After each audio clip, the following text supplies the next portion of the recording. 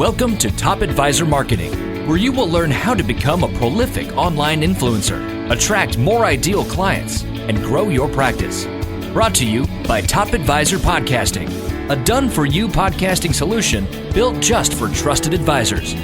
And now, your co-hosts of Top Advisor Marketing, Kirk Lowe and Matt Halloran. Hello and welcome to another Top Advisor Marketing podcast. Now, we talk a lot about different products and services, investment management strategies. There's all sorts of different ways to market yourself as a financial services professional. And sometimes you need to bring products and services to your clients that might truly separate you from the advisor down the street. So Dana Mantilia is the CEO and founder of Identity Protection Planning, right, Dana? Yes, sir. And we're going to talk about this today. We're going to have a chance to get to know Dana, and we're going to find out a little bit more about who she is and what she does and why this can be such a great opportunity for you to provide your clients with something they truly, truly need and something that can separate you from the advisor down the street. Now, Dana, before we get into our kind of set questions, would you mind giving everybody a little bit of history about you as a human? Like, kind of, how did you get into this field, and give us a little backstory? Okay. Well, I was born in 1973, and then just kidding. So anyway, this is how I got into this. So I basically grew up in the car business and have a Ford dealership, and then wanted to open an insurance agency, which I did about 5 years ago, so we could offer auto insurance to our clients. And then a few years ago, I wanted to offer identity theft protection and was having a really difficult time trying to find a B2B product at that point that was very easy to use, and it wasn't technical, because I thought to myself, well, if I ever did want to market this in addition to just my clients and offer it as a B2B, no one's going to do this. No one's going to take this raw link and put it on their website and then write this, garb about identity theft protection and so. So anyway, we created a platform that we were able to offer it to our insurance clients. And then we created an even simpler platform that allows other advisors and to offer it to their clients. Well, so let's talk about that a little bit more. Who is, like, any sort of financial planner, any sort of insurance advisor? Is there any like true target that you have that you're really looking for this? I would say that the best thing is anybody who has an audience. If you have an audience at clients or employees or anything like that, this is a perfect thing for you to be able to offer to them. So we have insurance agents. We do have employers that offer it to their employees as a benefit. So it's really anybody that has, an audience that they want to offer it to. Okay. Now, why? Why are you doing this? I mean, did this happen to you? Did this happen to somebody else? Because it always seems to me, Dana, that's how people really get passionate about something like this is, I don't know. Does that make sense? Well, actually, it's kind of a funny story. So this is, again, going back a few years. My brother was trying to open up a health savings account for something, and he got denied. So he said, well, why am I getting denied? And then nobody would tell him. And it turned out that somehow he was on the terrorist watch list. So he had to get everything all cleaned up and everything. And then that kind of just intrigued me. So I started looking into this whole industry and realizing that it really is in its infancy. And back then it was even more so in its infancy. And I think it's going to, unfortunately, explode over the next 3 to 5 years, because there's a lot of information that's out there. And as we see every day on the news with these data breaches, that's not helping anything. So that's kind of, what made me interested. And then it was kind of a goal to find out how we could create it into a B2B platform and start allowing advisors or whoever to educate their clients and be able to have something to offer to them. Okay. Now, it seems to me that identity, and this is going to sound really crass, so you can yell at me if you want to, but it's like mowing the lawn, right? It's going to happen. What do you have? What do you do in order to make it so the probability of that is less and less? Because if I'm an advisor and I'm looking at what you have, I want to make sure that what I'm recommending is truly going to protect or help protect my clients. Is that a mean question? No, that's not a mean question. That's actually a great question. So we take a very proactive approach. What we try to do is work with our clients to make sure that before there's an identity theft incident, that we can insulate their identity as much as we possibly can. There's lots of tools out there, lots of practices to follow. And we have a member of our team, Steve Wiseman. He is an identity theft expert. He speaks all over the country. He's a professor at Bentley University and an attorney, and he knows his stuff when it comes to identity theft. So anyway, he he does some webinars. He does a daily scam of the day that we send out to the clients. And this is what's good with the advisors, because it looks like it's coming from them. Like, oh, look, here's my advisor helping me again. And the emails, the daily ones, they're not to frighten people. They're just to kind of educate them on all the different ways that you possibly can become a victim of identity theft. Now, if you, so you have an advisor, an insurance agent, or somebody sign up for this, how do you help them position what you just said to their clients in a way that does separate them from the advisor down the street? You obviously have been very successful in business, and being successful in business not only means great organization, but also generally people skills and sales skills. So, Dana, how do you help the people who hire you position this in front of their clients? Okay, so what we do is we create a unique website for each advisor. And on that website, they direct their clients to learn about some educational things about identity theft. There's lots of little tips and stuff on there. And that's also where they would go to purchase a plan. So it's a nice little tool that they can send to them. We also have digital brochures. We have traditional paper brochures. We have lots of little educational pamphlets from the FTC. And we have this fun little guy named Denny. He's our webcam cover that we send out. And he's kind of a cute little guy. And actually on Identron, people decorate him and then they send pictures from all over the country. So it's kind of a little bit of humor to the identity theft world. Well, and I think hopefully as we continue our interview today, the people are going to uncover that about you. For everybody who's listening, we send questions ahead of time, and Dana's answers to her questions. I actually laughed out loud once, and as we were preparing for the podcast, we both found out, well, I found out that she uses a reference to a television show I absolutely love, which goes entirely along with what you were just talking about. Would you mind sharing that analogy that you gave to me earlier? Okay, sure. Yeah, we were talking about credit monitoring. And credit monitoring is very similar to the film crew on Naked and Afraid. Okay. They drop you off somewhere and they follow you around and they're looking for you. They're looking out for you. And if something happens, like a bear is going to attack you, or, a hyena is going to charge you or something like that, they'll stop filming and they'll say, hey, something's going to happen. And that's what credit monitoring does. It watches you and it lets you know that, something has to happen, alerts you. But what we try to do is we try to, like I was saying, that proactive aspect. So in this situation, you'd maybe put some clothes on, have a pair of sneakers, a Snickers, a stick to poke the bear or something like that. So that's what we like to look at. Credit monitoring is great. And obviously we offer that, but it's what are we doing before we even go on the journey here? I was interviewing one of our clients here who uses us to produce and create his podcast. Now, he talked about credit freeze. I mean, you're an expert. Can I ask you about that? I mean, what do you think about that, freezing your credit? Is that part of, now I'm not trying to take away secret sauce here, but do you guys recommend that too? Yes, we do. And actually, we're one of, or if the only company that guides all of our clients through step-by-step on how to freeze their credit and then how to freeze their minor children's credit. Gotcha. And they brought that up too. Dana, that was the craziest thing is I didn't know that.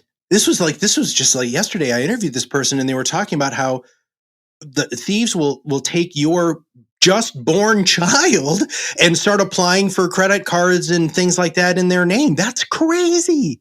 Yeah, the child identity theft is really, really bad. And it's very easy to do.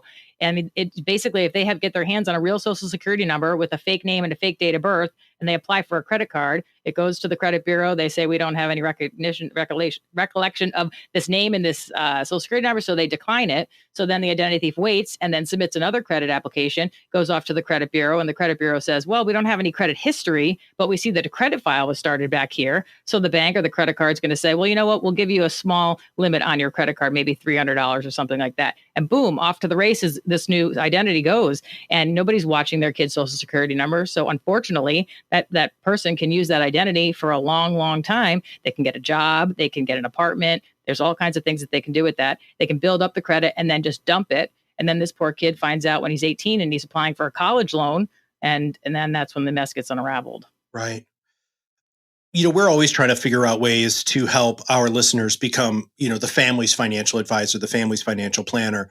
And there's just another perfect example of how you as a financial services professional can truly help the entire family, not just the wealthy retiring baby boomers. Mm-hmm. All right.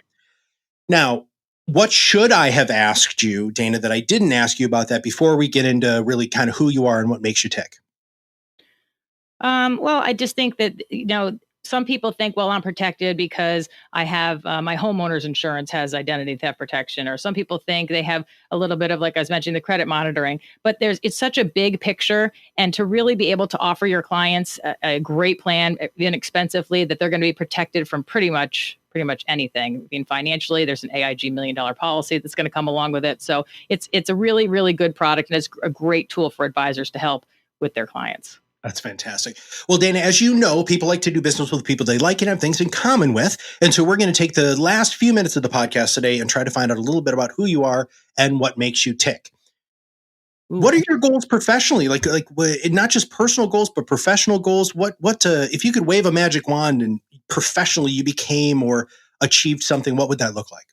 Well, I would say, educating Americans on this identity theft. A lot of people do not think that this is a big deal, and it really, really is. And, as you tell these stories and about, the children or about the seniors and the phone scams, and people don't realize that it's actually happening. And these, the phishing emails that are going out now, they look really, really good and really legitimate. And people are falling for those. They're sending, money off to, they think innocently, but obviously it's not. And ATM machines, the little skimmers on the ATM machines. I mean, it's happening in so many different ways that to start educating clients and letting them know, I think that would be something that I would love to help everybody do. How about personally? What when you're not working, what do you do? Oh my goodness. Personally, well, good Lord, I pretty much run a youth hostel at my house. I got about 1,000 kids. That keeps me busy afterwards. But I have a couple of other businesses that I'm involved in, and I guess that would be it. That's busy enough. Okay, when I'm going to digress here for a moment. When did you get this entrepreneurial fire? I mean, have you always had this? That's an interesting question. I went to Babson and I majored in entrepreneurial studies, and my professor was Steve Spinelli, who founded Jiffy Lube, and it was actually his first year teaching there. And he really was a huge inspiration to me. And he actually just became the president of Babson this year. Wow. And then right after college, you just started businesses? Yep. I got into the family business and did some expansion there. And that was obviously in the automotive world, and then took that over. And then, like I mentioned, I wanted to expand into the insurance world so we could offer insurance to our clients. And then now this. Wow. Yes, we are a rare breed. That's fantastic. Okay, what is something that people don't know about you? Okay. Well, I would say people probably don't know I'm taking a Harvard business course on cybersecurity. That's just going on right now. And something that most people don't know about me is that I would love, love, love one day to drive the prize patrol van for Publishers Clearinghouse. Wow. What a happy time that would be. That would be fantastic. Everybody would be smiling. It'd be nothing but joy. Lots of balloons, that big, huge check. Mm-hmm. Yeah. Wow. Well, hey, so if anybody out there knows the person who runs Publishers Clearinghouse, make sure that you connect with Dana so we can make sure that happens. Yeah, if definitely. you were to go back to your younger self, or when you meet other entrepreneurs, especially young people just coming into whatever their industry is, what sort of advice would you give them? Is there a book? Is there a TED Talk? Well, I think selling has kind of changed a little bit over the last 20 years, and I think instead of trying to be forceful with sales, if you try to educate and help people find out information and offer them as much free information as you can, and I think this really would help with these advisors with the identity theft thing, because it's not even going to cost anything, but you're just giving them all this information, all these little tips and tools, and then down the road something happens to them, and they think, oh, you know what? I'm really glad that I remembered that I learned that from this person. And it helps build a relationship. And if you don't do business with them today, that's not a big deal. Maybe down the road, they're going to change their mind and say, hey, you know what? I really would like to offer identity theft protection to my clients now. And so I would definitely say give away as much free information that you can. Dana, when do you think that switch happened? The switch you're talking about selling? Well, I mean, obviously, the internet is more relationship selling now. I don't know. I would say maybe the last 5 years, it's kind of dissipated a little bit. Well, it's interesting. We talk about that a lot on this podcast is that sales and marketing has fundamentally changed. it used to be, since you were in the car business, every 5:30 at night when we were sitting around the television, Crazy Larry's Auto would come on screaming at you about the great low prices that he has on the cars or she has on the cars, right? And so that's not how we do it anymore, right? It is this longer nurture sequence of people wanting to build trust with you, which is, I love what you just said there, because that is the point. The point is people want a relationship with you. They might not buy on your timeline, but they definitely will buy on a timeline if there's a connection. Yeah. And I also think too, with the advisors, with the internet changing and, creating those relationships is that much more important, and offering something that somebody else is not offering is that much more important as well. Yeah. Well, we have a big issue in our industry of the commoditization of financial advice. You can go to Robinhood or all of Mint or, E-Trade, all of these robo advisors that are out there. But there is a level, just like what you're talking about here, a level of personal, kind of hands-on, we're on this journey together thing instead of just outsourcing it and forgetting it. So I think that's absolutely fantastic. What is your go-to? Like when you feel you are unfocused or feel like you're just a little off track and you need to recenter yourself to get back in this mode that you're in right now, what do you do? That's interesting. Well, I definitely listen to and watch Gary V. Mm-hmm. He's the guru when it comes to the predicting what's happening in marketing and the such, and he kind of sets you straight and brings you back to the important things. He's focuses on the long game, and that's what I always say too. So you got to focus on the long game, not the short game. I'm not looking to, get advisors signed up so we can all go pound everybody on the head and let's go sell identity theft right now today. That's not what this is all about. Mm-hmm. It's interesting how his voice has woken up a lot of even some of the boomer aged people that we work with. The average advisor in the United States is like 56 and a half. And so, there's an interesting blend between the old school, hammering the phones, hard close, that sort of stuff. And then, kind of the newer generation or the new philosophy, which is this relationship marketing. How frequently can we rewind real quick? How often does your pieces of communication go out to that if an advisor uses it or a client uses your program, what is the frequency of communication? Well, they can kind of choose. I mean, like I said, Steve does the daily scam of the days that go out daily, and then the monthly webinars. That's where people can tune in and listen in on him. And we're working on building up our videos. I put lots of funny videos on LinkedIn, but maybe these are not going to be quite as funny. A little bit more serious, but I think they kind of get people's attention. So there's a lot, the newsletters. I would say that an advisor, if they wanted to forward all this stuff on or let us send all this stuff on for them, maybe every other week they'd be getting a touch point from us in addition to the daily, emails. But we don't want to bombard these people either. So there's a balance there. Now, are you across social media channels too? Yes, we are. We're on, obviously we're on Facebook. LinkedIn is a big one, and Instagram. Okay, good. It's funny that you say that because I've asked other people who run businesses in our industry, and they don't have an aggressive or even a functional social media strategy. So I'm actually very grateful that you said it that way, because it is kind of like, oh my God, it's almost 2020. You're not using this yet. Do you get good bang for your buck from a response standpoint on your social media posts? Yes, I would say we definitely get a good bang for our buck when it comes to that. And that's another thing too, is that advertising on social media is so inexpensive versus, traditional advertising. And, some of the big companies right now, they're not advertising on Facebook and LinkedIn and Instagram just now. So the price point is a lot lower, and eventually they're going to pick up on this and realize that, in a couple of years, and then that's when the price point's going to really go up. So the regular small businesses aren't going to really be able to afford to advertise at that point. Before we wrap up today, you're such a wonderful guest, and your entrepreneurial background is something that I really truly believe, and your business sense background is something I believe is not shared enough on podcasts like ours. We're very focused, and I'm sure that there are a lot of other podcasts out there that highlight your business sense, but you have successfully launched multiple businesses and grown multiple businesses. what is the number one marketing thing that you think, if you would hang your hat on it today, what would it be? LinkedIn.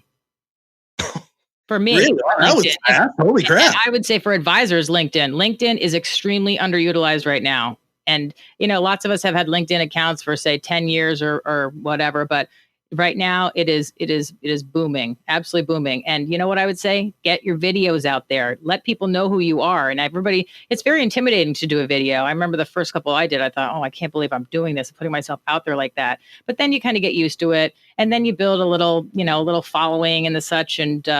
And it gets a little bit easier.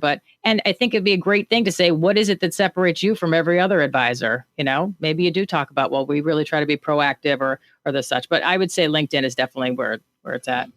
That's awesome. I'm so glad that you said that. We happen to agree that LinkedIn is pretty much how Kirk and I grew our top advisor marketing business. And it's so powerful. And you're right, absolutely underutilized. And yay, I like it when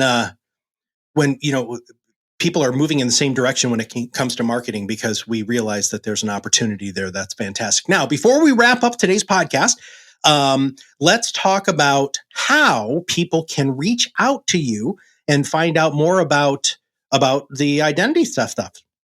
Okay. Well, if you want to check out the plans, you can go to identron.com. You can give us a call at our office, which is 833-345-7233.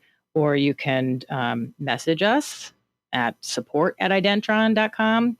You can find me on LinkedIn and shoot me a message. More than happy to start up a conversation with you, and I can show you the platform. You totally need to follow Dana on LinkedIn. It's wonderful. It's a perfect example of what your LinkedIn profile should look like. So if those of you who are really trying to figure out what you should say, how you should say it, how long you should say things, I think her profile is just absolutely fantastic. And the content that she shares it's engaging. It gets your attention, and it's also informative and fun. And our industry, as much as identity theft, doesn't always come across as being fun. But if you can find a way to do that, that changes the whole game. So Dana, thank you so much for being such a magnificent guest on the show. Oh, well, thank you very much. It was a lot of fun. If you have not subscribed to the podcast, make sure you click that subscribe now button below. That way, every time we come out with a new podcast, will show up directly on your listening device. And if you have not shared this with somebody that you know, please make sure you click that share button. And if you have a second, give us a quick rating on iTunes. And finally, if you have any guest ideas or topic ideas for the Top Advisor Marketing Podcast, just email me at matt@topadvisorm, and that M is for marketing.com. So for Dana and for everybody in the world of identity theft, please make sure that you protect your clients. It can separate you from the advisor down the street. This is Matt Halloran. We'll see you on the other side of the mic very soon. Are you ready to change the way you communicate with your clients? Are you tired of being the best kept secret in your area? Learn how to become a prolific online influencer, attract more ideal clients, and grow your business. Contact us today and see what the power of podcasting can do for your business. Click on the Contact Us link on our website at topadvisormarketing.com and set up a call to learn more. Follow us on LinkedIn and Facebook for more updates and information.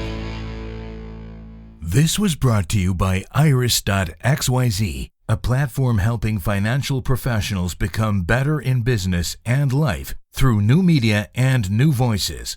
Visit them and learn more at iris.xyz.